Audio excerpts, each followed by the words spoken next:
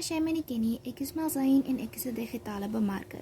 Ek is net so al bietjie meer as 2 weke in die digitale bemarking en ek moet e-learning lesse doen en ek het gedink dit gaan vir my lank vat om hierdie te verstaan. Maar ek moet sê, ek het al hierdie onder die knie. Die belangrikste goed wat ek moet weet, het ek al onder die knie. En die lekkerste van alles is, hierdie goed word die hele tyd herhaal. Ek het 'n tyd gelede 'n werk gehad. Dit was nie 'n permanente werk nie en die geld wat ek gekry het, was net nie genoeg nie, dit was te min. En ek het gewonder, wat kan ek doen om ekstra inkomste te verdien? En ek het toe afgekom op die Legacy Builder program en ek het my aanlyn besigheid begin.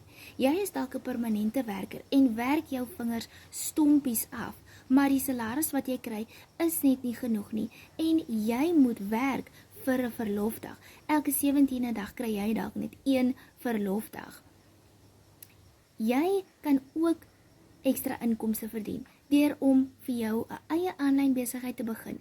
Dit sal nie eers baie van jou tyd opneem nie. Sit vir my wen in die comments en ek wil graag hierdie PDF met jou deel. Jy kan ook vir my WhatsApp stuur, my nommer sal aan die onderkant verskyn.